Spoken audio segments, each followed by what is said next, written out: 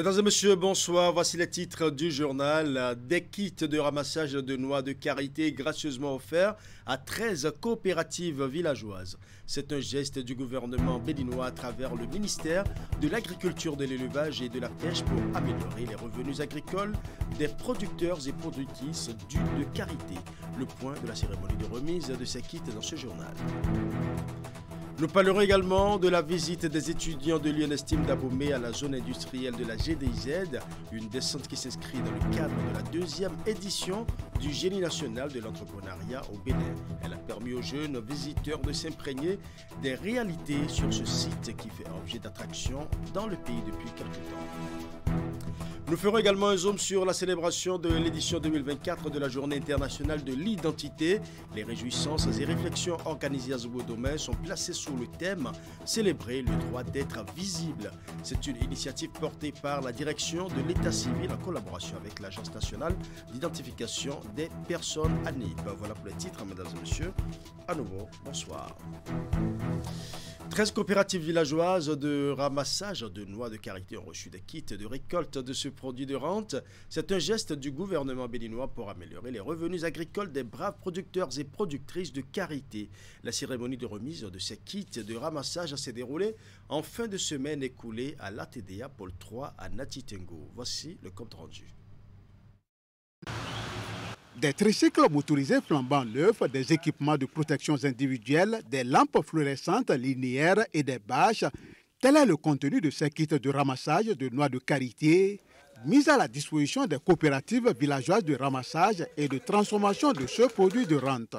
En provenance des localités des 4 départements du Septentrion, chaque représentant de coopérative villageoise reçoit symboliquement ici ces équipements, fruit de la générosité de l'État central, a contribué pour l'amélioration des conditions de travail de ces acteurs clés de la filière karité. Dans sa volonté d'investir massivement dans le secteur agricole, le gouvernement du Bénin, à travers le ministère de l'Agriculture, de l'Élevage et de la Pêche, et ses structures déconcentrées, dont l'ATDA Alcopora Ouest, a mis en place une dotation de 250 millions de francs CFA en 2022, consacré essentiellement aux investissements au profit de la filière karité. Ces ressources ont été à la base d'une planification inclusive avec la prise en compte des attentes des acteurs dont l'un des résultats fait aujourd'hui l'objet de la présente cérémonie de remise des kits de ramassage de noix de karité acquis sur le budget national au profit des acteurs de la filière. Au total, 13 kits de ramassage ont été remis à 13 coopératives villageoises reparties dans 4 pôles de développement agricole au titre du programme national de développement de la filière karité. Une mesure salutaire du gouvernement Talon, expression même de son engagement à améliorer les revenus agricoles des braves producteurs et productrices de karité. Mesdames les présidentes des coopératives, cette action du gouvernement de son Excellence Patrice Talon dans le secteur agricole venant compléter la kyrielle d'autres, mérite d'être reconnu à sa juste valeur.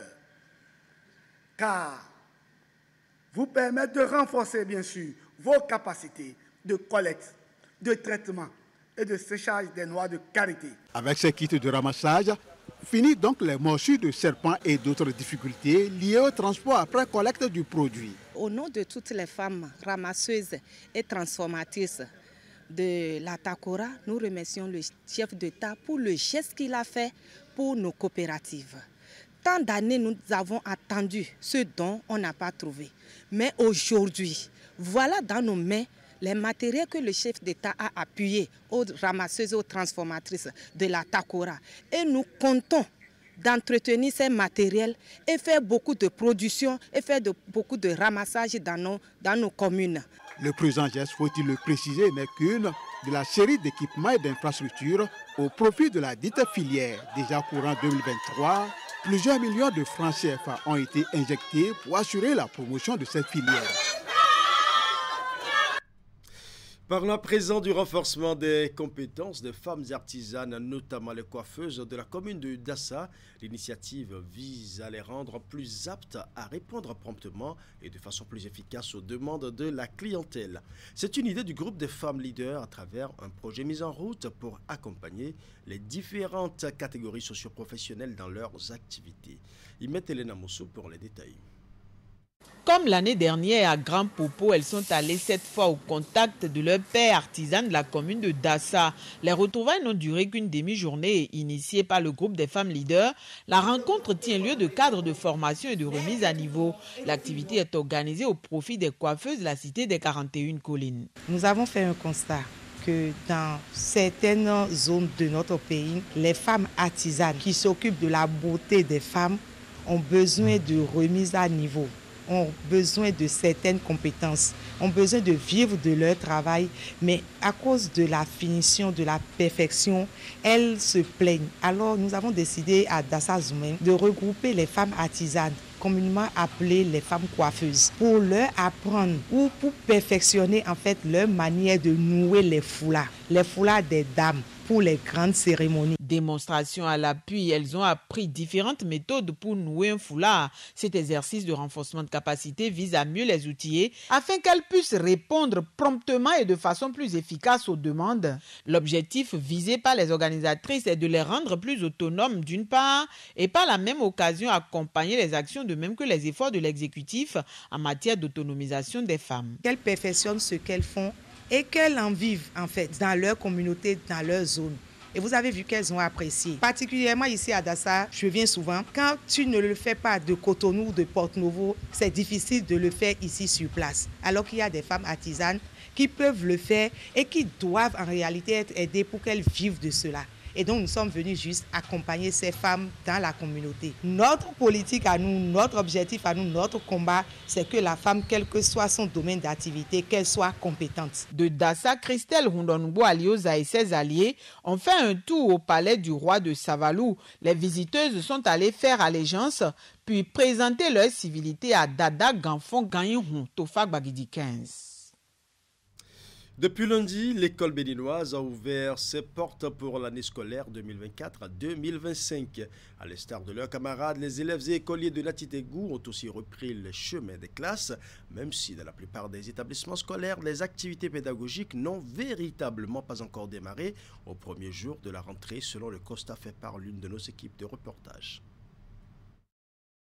Khadija Alassane, 11 ans, fraîchement détentrice d'un certificat d'études primaires CEPE, est classée au CG1 de Latitengou, où elle doit poursuivre ses études secondaires en 6e. Très décontractée en ce premier jour des classes, elle a hâte de découvrir sa salle de classe pour commencer les cours. J'ai eu mon CEPE l'année passée.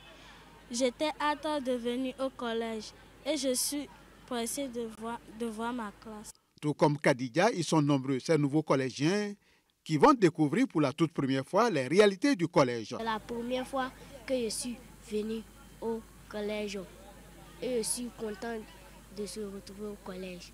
Ce matin, je suis très contente de venir au collège. Quand j'ai reçu mon CP, j'étais très pressée de venir voir ma classe et de commencer les cours. Au niveau de leurs aînés du second cycle, c'est une ambiance des grandes retrouvailles après 2 mois de vacances. Je suis en classe de première AB et comme vous le constatez, la rentrée vient de commencer avec une belle journée au soleil, les retrouvailles, tout ça, donc on est heureux. Il y a un sentiment de joie. Je suis content de revoir mes amis. Dans la foulée, quelques parents d'élèves venus négocier l'inscription de leur progéniture. Ce matin, je suis au CG1 de Latitengou pour finaliser le transfert de ma fille. Elle a fait le CG Academia de Parakou. Elle a eu le BPC. Donc, nous sommes actuellement à Latitengou. Elle doit me suivre et faire la seconde ici. Le premier jour de la rentrée, j'ai amené ma fille. Elle était à Pouya. J'ai voulu qu'elle se rapproche de moi. Donc, je l'ai amenée pour qu'elle commence la rentrée. Au niveau de l'administration du CG1 de Latitengou, les autorités à divers niveaux sont à pied d'œuvre pour que les cours puissent effectivement démarrer dans l'après-midi au plus tard. Ce matin, les professeurs sont déjà en train d'aller dans les salles pour donner les emplois d'État aux enfants. Les enfants sont en train de ranger aussi tout ce qui est table-banc et autres. Et on continue également par recevoir les transferts arrivés et certains aussi transferts départ. Et voilà globalement ce qui se passe dans le collège. Si les cours peinent à démarrer dans les collèges publics de la place, au niveau de certains établissements privés, c'est déjà l'ambiance des classes avec les premières prises de contact. Le premier jour de rentrée, retrouver ses amis, c'est un bonheur. Après des longues vacances, on se voit, on est heureux. Comme les cours viennent de commencer, nous sommes tous heureux et la présentation des professeurs ainsi que de nos noms facilite les choses un peu. À une échelle un peu plus basse, à l'école urbaine centre de la ville, l'heure est encore au nettoyage chez certains apprenants pendant que d'autres continuent de jouer. L'administration, quant à elle, déplore l'attitude de certains parents qui ont choisi ce premier jour de rentrée pour inscrire leur progéniture. Tout se passe très bien et les élèves sont arrivés, ils sont en train d'arriver et les parents aussi. Seulement que la difficulté que nous avons, c'est que les parents n'ont pas effectué la pré-rentrée comme cela se doit. Vous avez constaté avec moi que les parents sont là, ils veulent inscrire les enfants, ils ont toutes sortes d'activités. Donc ça nous bloque pour le démarrage. Dans la plupart des établissements publics de la place, les cours n'ont véritablement pas encore démarré au premier jour de la rentrée. Quant aux établissements privés, c'est déjà les premières situations de classe. Et pendant ce temps, la distribution de kits scolaires se poursuit dans certaines localités. C'est le cas des apprenants des villages de 2 arrondissements de la commune de Dassazoumé qui ont reçu de précieux cadeaux de la part de Nadia Okumasu. Un geste de solidarité pour accompagner les parents en cette période de stress liée aux préparatifs de la rentrée, mais c'est aussi une manière d'encourager l'excellence dans ces localités. Imet Elena Mosso pour les détails. Comme ce petit écolier, ils sont nombreux cette année encore à bénéficier de la générosité de Nadia Okumasu. Pour cette énième activité de distribution de kits scolaires, la donatrice a ciblé les localités de Soklo, Bopu de Dassa 1. Outre des cahiers, bics et autres fournitures indispensables à la reprise des classes, des sacs au dos ont aussi été partagés à plusieurs dizaines d'enfants. Au nom de mes camarades présents, nous vous disons grand merci pour ce don que vous venez de nous offrir.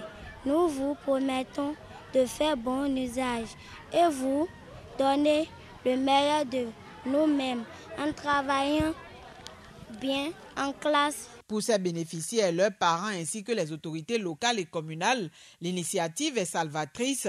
Elle vient non seulement en appui aux efforts des géniteurs, mais aussi combler les attentes d'autres dans le cadre des préparatifs pour la rentrée 2024-2025. L'initiative que les gens sont venus faire ici, c'est très bon. C'est pour aider les parents. Nous sommes très contents. On les remercie. Toute la population de ça les remercie. Même toute la population de Zongo aussi les remercie. Parce que ce qu'ils ont fait, c'est bon. C'est que le bon Dieu va les garder.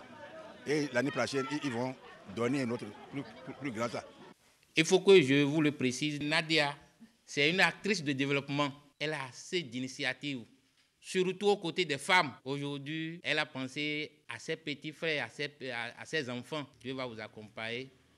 Et vous allez continuer toujours sur cette lancée parce que nos parents ont besoin de ces petits gestes pour faire évoluer les enfants.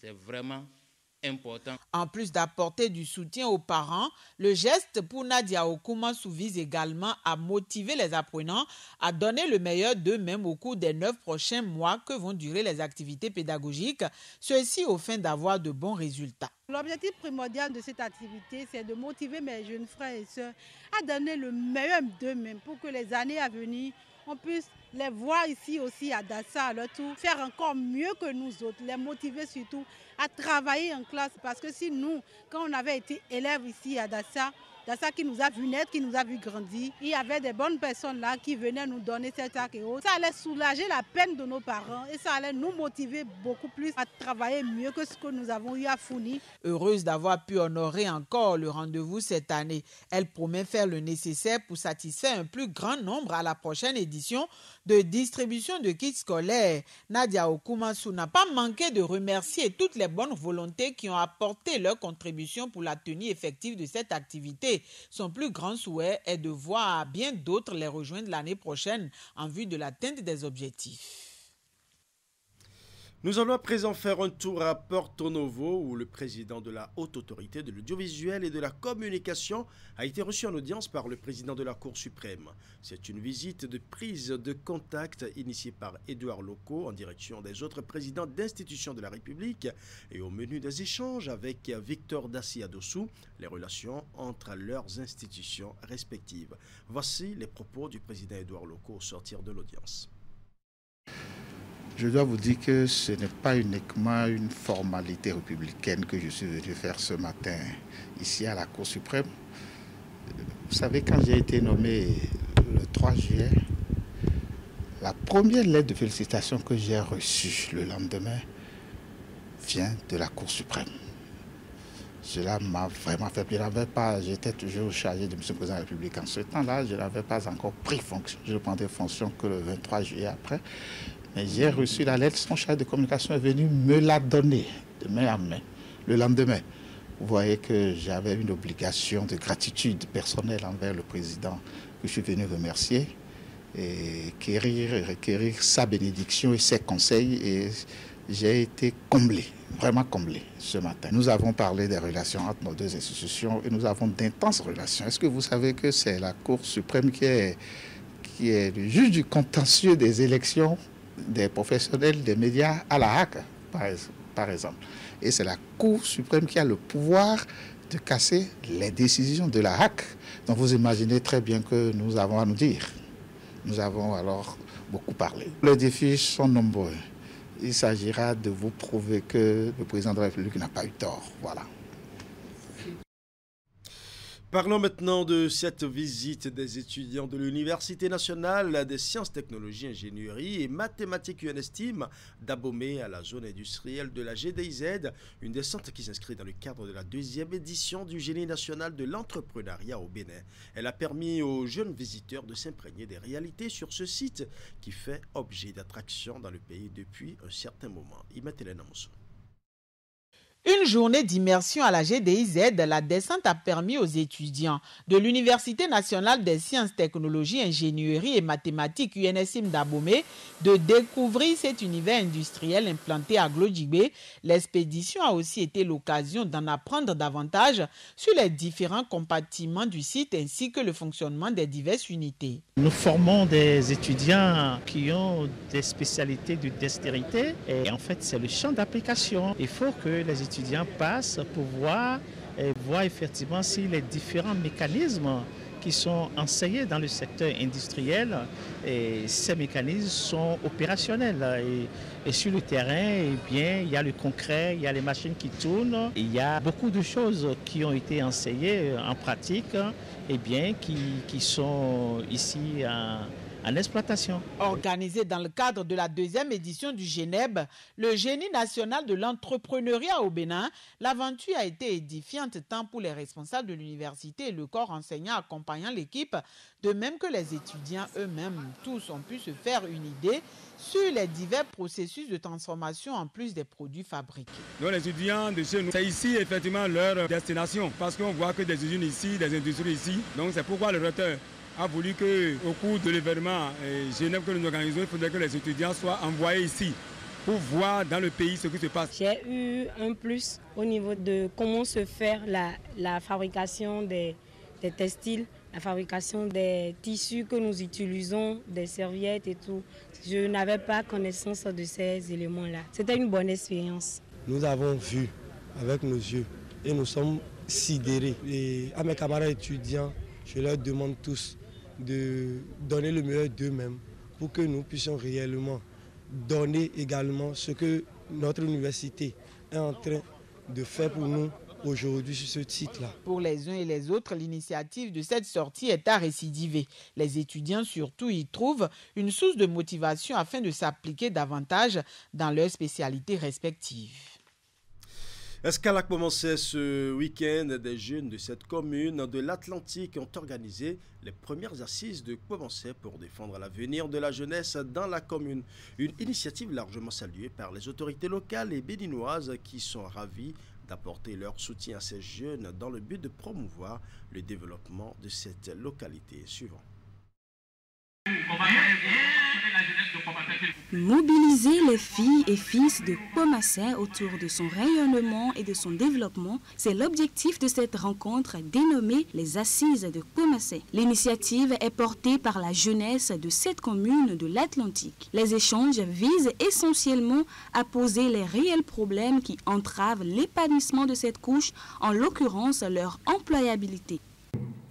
Nous avions essayé de voir la situation professionnelle à Kpomassé. On a constaté que le chômage occupe 54,8%, le sous-emploi occupe 41,7% et enfin les employés de 20 à 50%, de 20% à 50% occupent le reste. Les mots qui minent l'épanouissement de la jeunesse de Kpomassé, selon les participants à ces assises, se résument au chômage, à l'absence d'un cadre d'échange et de dialogue entre les différents acteurs impliqués dans le processus de développement et bien d'autres problèmes que sont l'absence d'une politique interne d'employabilité, l'absence d'une politique d'orientation vers les filières d'avenir, l'absence d'une politique d'accompagnement des femmes. Tous autant qu'ils sont ici, ces jeunes se disent convaincus que ces problèmes trouveront leur solution dans l'unité d'action autour d'un idéal de développement, d'où l'appel qu'ils ont lancé au terme des réflexions. Nous lançons du haut de cette tribune un appel pressant à toutes les forces vives de la commune de Kpomassé afin de prendre des initiatives allant dans le sens de mettre en place un comité de lobbying pour le suivi et la mise en œuvre des recommandations issues des présentes assises.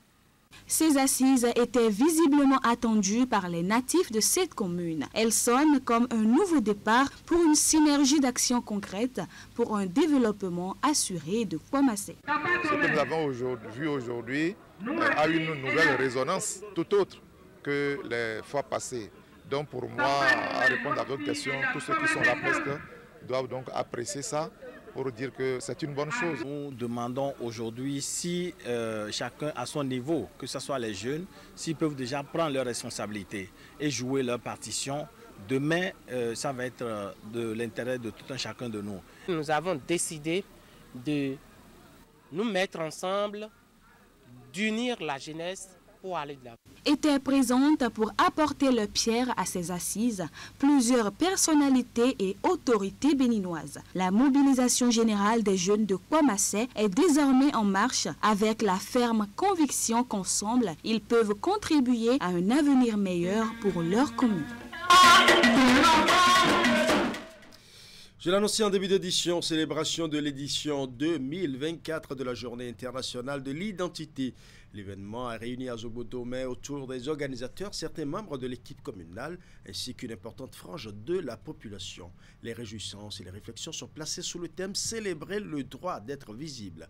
Porté par la direction de l'État civil en collaboration avec l'Agence nationale d'identification des personnes ANIP, les festivités sont ponctuées de diverses activités, notamment des sensibilisations et la délivrance de certains documents aux populations. Reportage. La célébration a encore retenu les attentions. La Journée internationale de l'identité est commémorée chaque 16 septembre afin de souligner l'importance de disposer d'une preuve d'identité. Elle rappelle aussi à ceux qui en ont déjà de vérifier qu'elle est protégée. Lorsque vous êtes un individu et que vous n'avez pas un titre d'identification, vous êtes presque exclu de la société. Vous êtes considéré comme un apatride dans votre propre pays. Or, il est impérieux que nous travaillons à identifier les individus parce qu'aujourd'hui, vous n'êtes pas sans savoir que c'est à travers l'identification, le portail d'entrée qui permet aux citoyens de bénéficier des autres services. Dans notre pays, le Bénin, cette année, les manifestations officielles se sont déroulées sur la terre promise. Différées d'un jour, elles sont organisées par la direction de l'État civil en collaboration avec l'Agence nationale d'identification des personnes ANIP. C'est un privilège pour moi que ma commune soit choisie. Aujourd'hui, en tant qu'élu, nous avons découvert assez d'autres rôles à jouer. Aligné sur l'objectif de développement durable 16.9 qui aspire à fournir une identité légale à tous d'ici 2030, les réjouissances et réflexions sont placées sous le thème « Célébrer le droit d'être visible ». À l'occasion, une pièce fondamentale a été délivrée à bon nombre de citoyens.